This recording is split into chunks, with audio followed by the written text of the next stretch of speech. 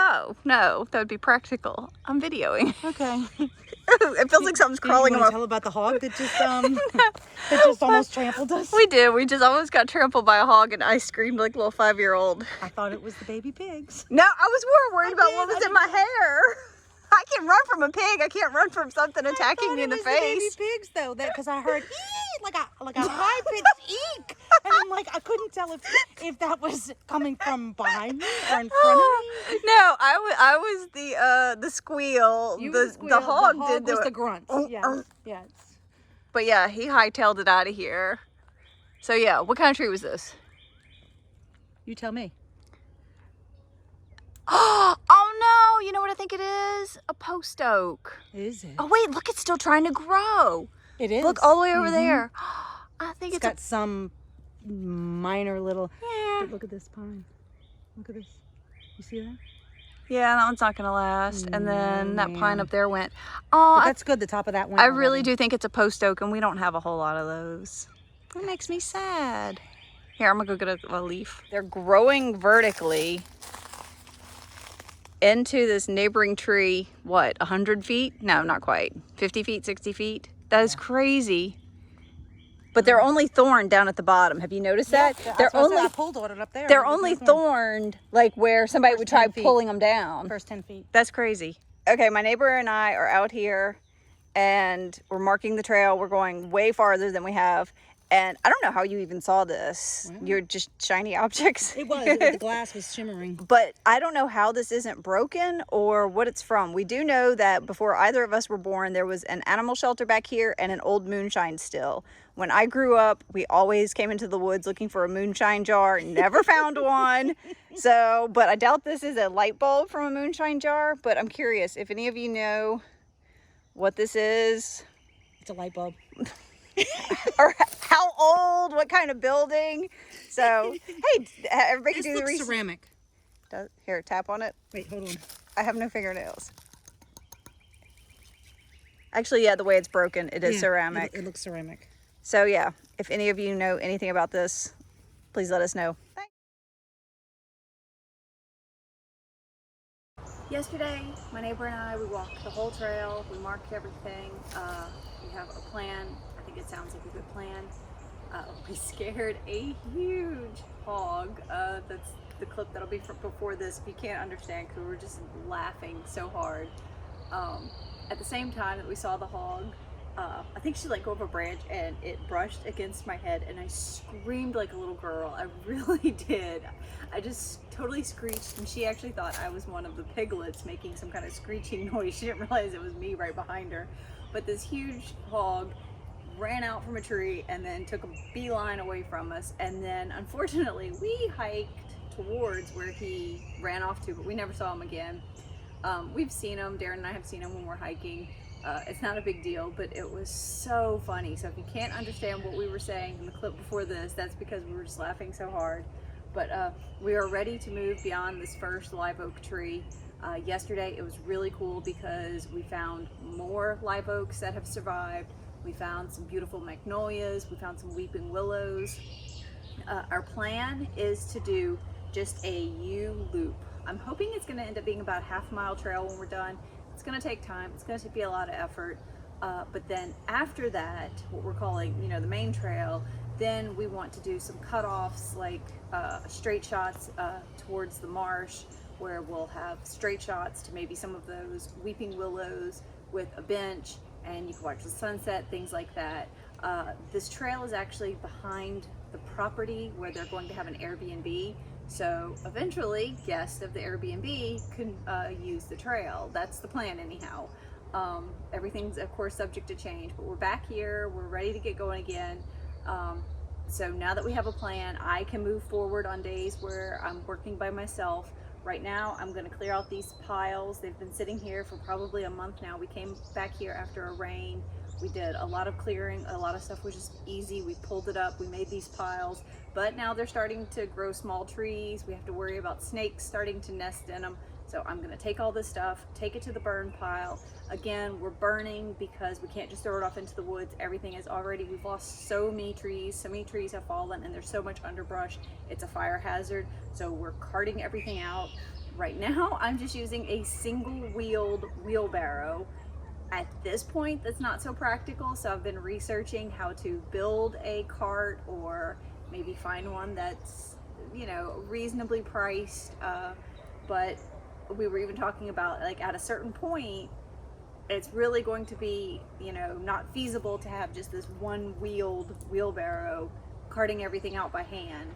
Right now we're about 555 feet. If you've watched from the beginning, I did take a roller and roll back here to this tree to actually right about where the tripod is. It's 555 feet, and we're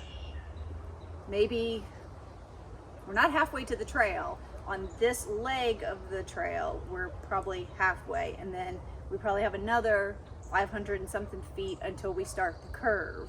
So just to give you an idea, it's going to get impractical, so we're gonna have to find some better ways of getting back here. It is still mucky, so we have access to two different tractors. One's a smaller one, the orange one you've seen us use in the videos, and then my neighbor, they have a tractor. Theirs is huge that I can't really see getting in here right now. We'll widen the trail and we'll raise it up as we go along, but right now we're kind of just getting it you know, cleared for people.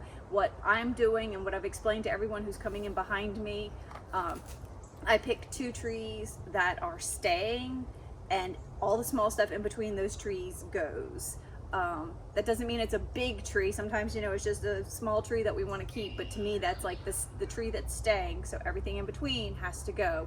And then from there, if we try to drive a four-wheeler or something like that through here and it doesn't fit, then we'll make changes.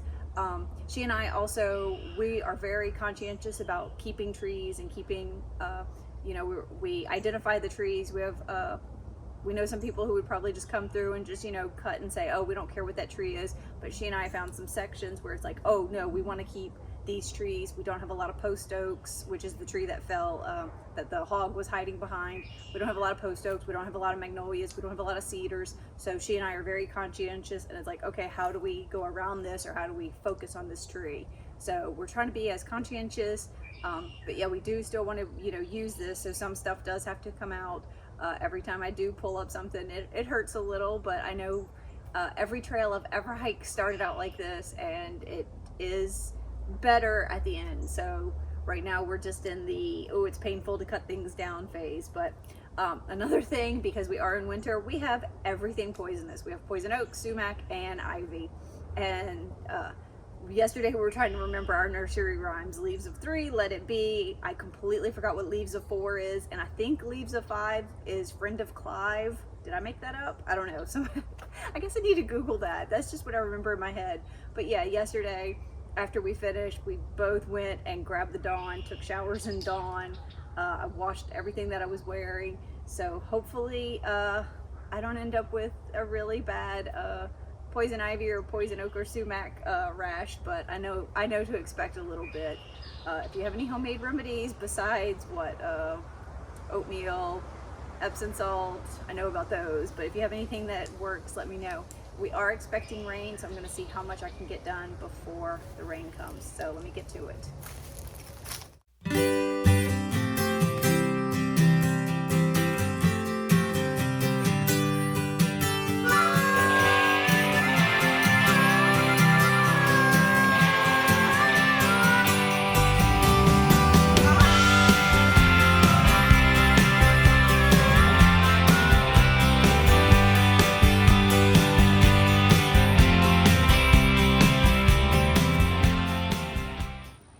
This is everything that has been waiting at least a month since after that rain when we went back there, and 3 of us were just cleaning and pulling and piling. We didn't have any tools or wheelbarrow with us at the time. So now that I've cleaned this up, I'm officially ready to move forward, and it feels really good.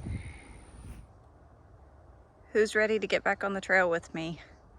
I'm officially ready to move forward, and I'm going to enter the part of the trail that in my head I actually call the creepy part of the trail. I don't know why. There's nothing different about this part of the woods than any other, but there's a stretch of about, I don't know, 50 or 100 yards that just seems a little creepier to me. So I've actually started to come up with nicknames for different parts. like in my head, there's a crawfish curve where all the crawfish mounds are. And then there's the different, of course, there's the trail entrance. Then there's right turn, crawfish curve. Then there's second palmetto. Then there's the live oak. And now we're coming into the creepy section. I guess I can call it a curve. I'll have to see if it curves. So I can call it the creepy curve. So, wish me luck that I don't get poison ivy or something, because yeah, we've got leaves of 3 everywhere. Okay, not bad. Just 1 wheelbarrow full is all it took, and you can see where the trail goes from here. About 50 to 100 yards. Yeah, this is the section that I think is creepy. It's got the most undergrowth, the least amount of sunlight. It's the muckiest. It's the most torn up from the hogs. This actually leads to where we saw that hog yesterday. But I don't find hogs particularly creepy, so I'm not sure. I think it's just the lack of sunlight and so much underbrush that you can't see what's going on. But I'm ready to continue moving forward, and this was promising. I'm glad to be working on a new section. We are taking a break from the trail. It's late afternoon. We've all been doing other stuff today, but I'm taking a break from the trail. My neighbor and her mom are gonna come help. This is the driveway that leads from the street to their Airbnb, and then the trail is behind it. But there's quite a few here.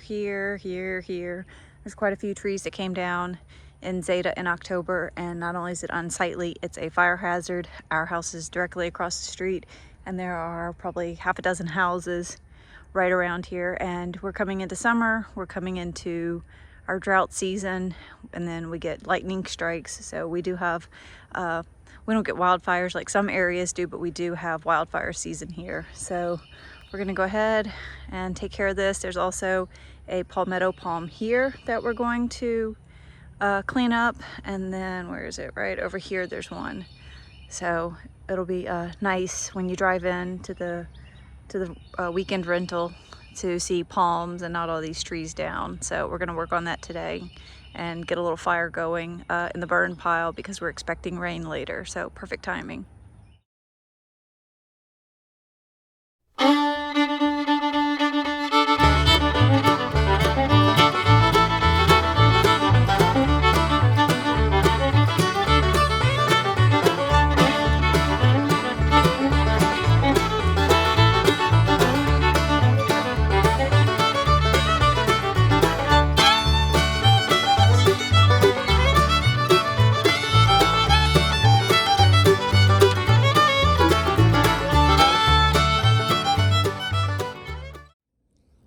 All right, Darren and I are back at the downed tree. What we're doing, he has an app for work called Land Glide, and we're making sure that we are not crossing property lines, that we're still on our neighbor's property that owns all of this, and not on the adjacent side of the neighbor who doesn't own the property.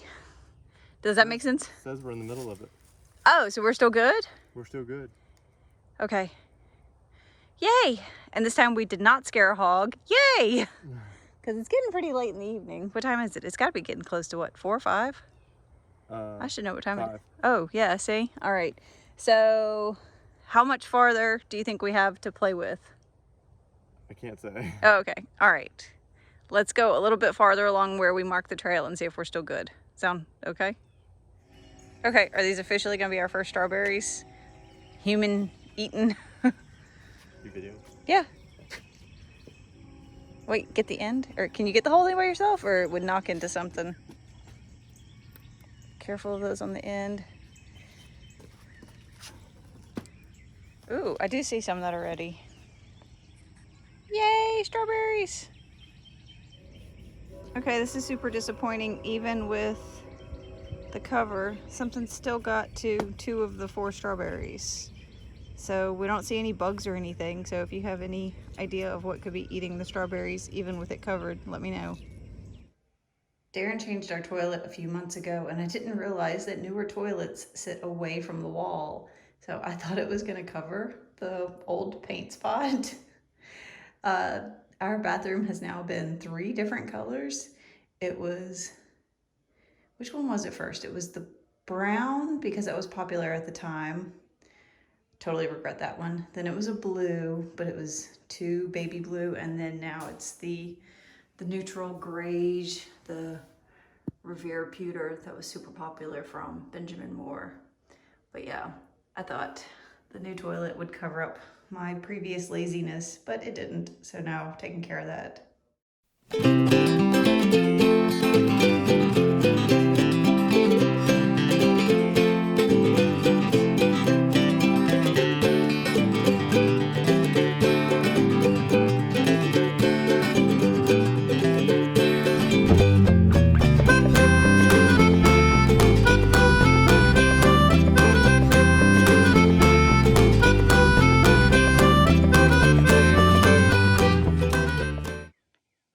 Okay, right now the debate is between the Revere pewter, the Edgecombe gray, or going back with a shade of green. Right now, our main area of the house, the living room, the kitchen, the dining room, or the dining area, it's not a room, and the hallway have not been repainted since 2006 when we redid the house. And Darren wants to go with something completely different. I like the 3 shades of green. It kind of flows, but I don't like the darker in the hallway. But the Revere pewter we have in our bathroom and our bedroom, and I really like it. And then the Edgecombe gray is in my craft room, and I really like it. But right now I'm not loving either of them in here. I don't know if it's just because I like the green so much or because it's a dreary day